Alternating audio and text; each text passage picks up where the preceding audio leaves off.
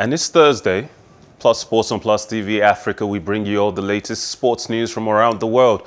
And oftentimes we like to start from home. Today in particular, we actually have more female-related sports news than usual, which we're excited about. And we know that a lot of you at home are taking more interest in female sports because it's worth watching. There's more technique, there's more brain than brawn going on the fields and tracks of play. So let's start with our very own Super Falcons. Now, the Super Falcons coach Randy Waldrum boasted his team could have defeated Ivory Coast 3-0 after they beat Ivory Coast 1-0 to seal qualification for the 2022 Women's Africa Cup of Nations in Morocco. The Falcons defeated the Lady Elephants 3-0 on aggregate at the Stade Robert Champrot in Abidjan on Wednesday, having won the first leg 2-0 in Abuja on Friday last week.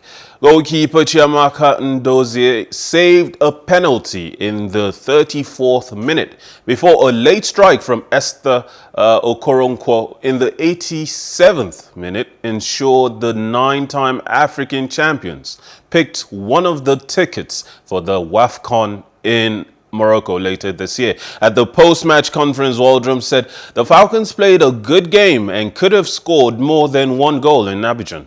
Now, the way these ladies have been performing, I don't doubt what Waldrum is saying.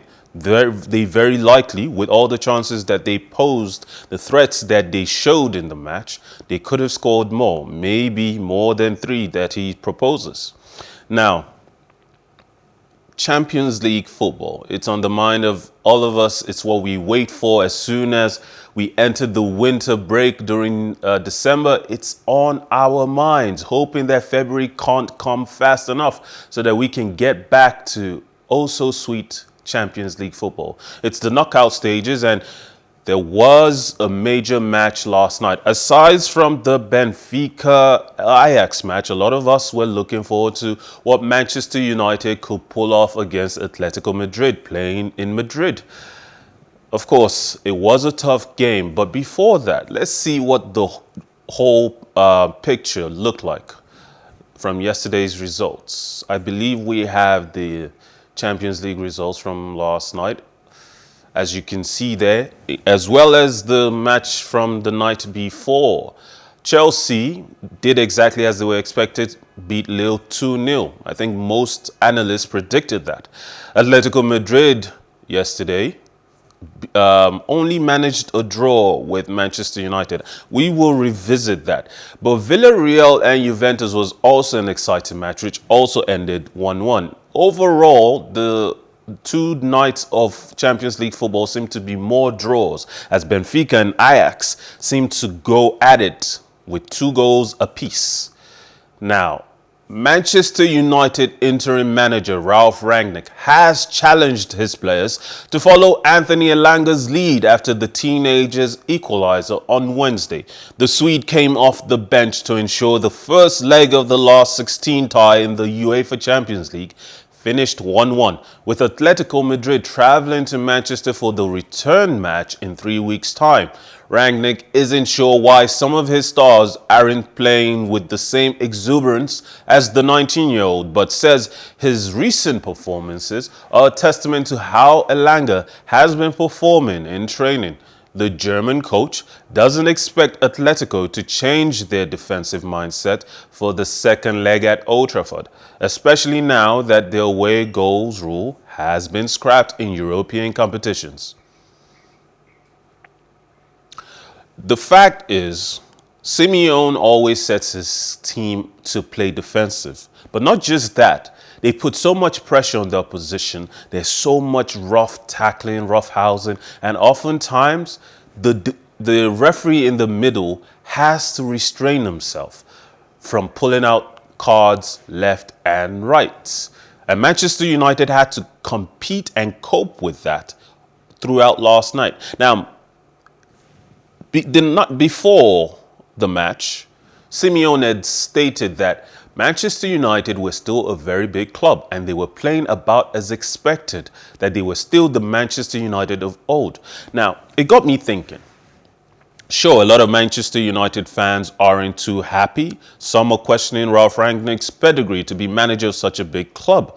But the truth is, Manchester United haven't lost quite a lot of games. They haven't won many since he took over, but they're not easy to beat. Not quite as easily as they were losing under the previous manager, Solskjaer. Oftentimes, the frustration that Manchester United fans face is that even when the team steps up and shows the level of aggression from the onset of the match, scoring quickly, maybe one or two, they take their foot off the pedal and then slow down and allow the other team to get back in.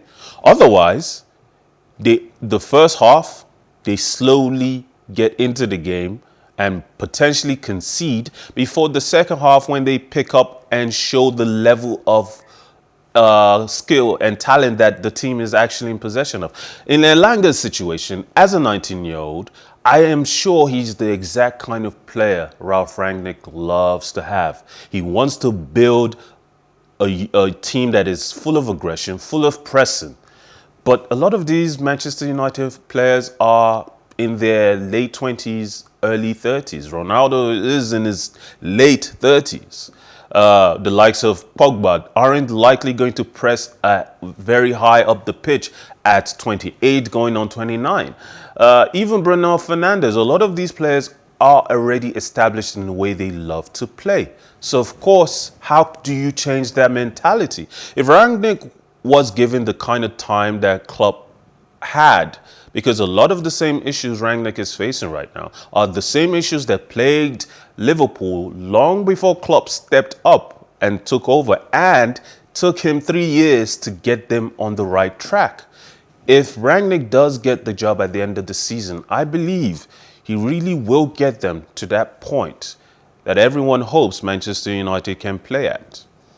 I don't know if we have the interview quite yet with Rangnick. But we might come back to that, because late goals from Millie Bright and Frank Kirby helped England beat Germany 3-1 and secure the inaugural Arnold Clark Cup. Victory by any margin would have secured the title for England, and they took a first half lead through Ellen White. Germany, though, equalized before the break after a brilliant free kick from Lina Mangul. England edged ahead 6 minutes from time through Mill Bright, though replays showed the Chelsea defender had strayed offside. The tournament win is a welcome boost for England ahead of UEFA Women's Euro 2022, which begins in July. Women's football, as we've been saying for a while now, continues to develop, whether here in Africa or in Europe, especially with already established national teams such as England, with a lot of pedigree in football, a lot of resources to throw into it. I think women's football can only get better and potentially even catch up to men's football. Now, if women's football is to get to where it is, I think the story that we saw recently, yesterday I believe, where U.S. women's national team won a decisive victory against pay inequality. And it wasn't just about pay inequality they were fighting against. It was also about unfair treatments. The conditions in which they were transported, were hosted, and were expected to live in while on duty with the national team just was not worth the level of success that they continued to bring. So let's look at what England managed to pull off against Germany in this. Now, as you can see there, the women wanted that match, that victory, just as badly. They might not play with as much aggression, but they do play with just as much passion. So obviously, I think there's more to be seen from women's football, and hopefully it will only get better. Now, Novak Djokovic continued his comeback by reaching the quarterfinals of the Dubai Tennis Championships.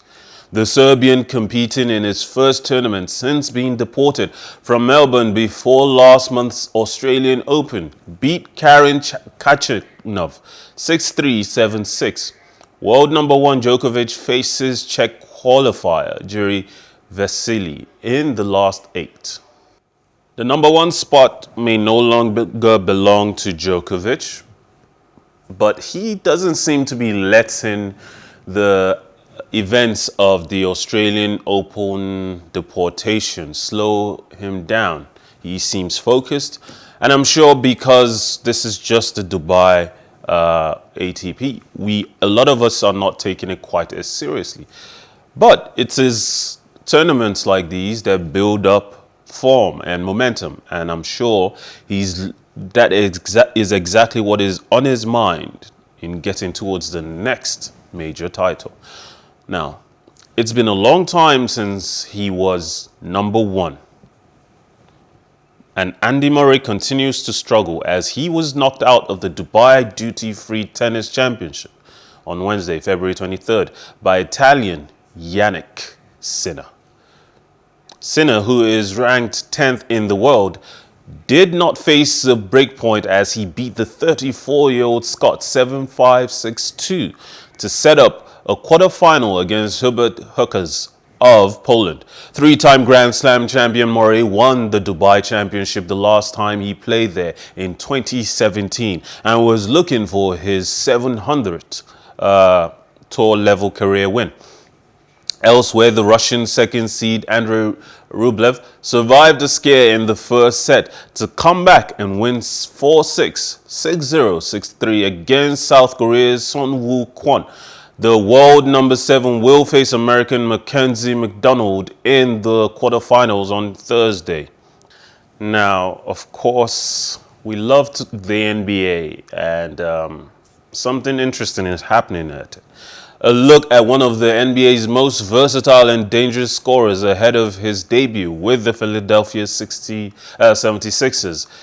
Harden is expected to feature for the 76ers against the Minnesota Timberwolves following his mid-season trade from the Brooklyn Nets. The 10-time NBA All-Star will link up with star player and probable MVP of the league, Joel Embiid. He's what basketball is all about. Strong, versatile. He can play as a point guard or shooting guard. His ball handle is impeccable. His shooting unmatched.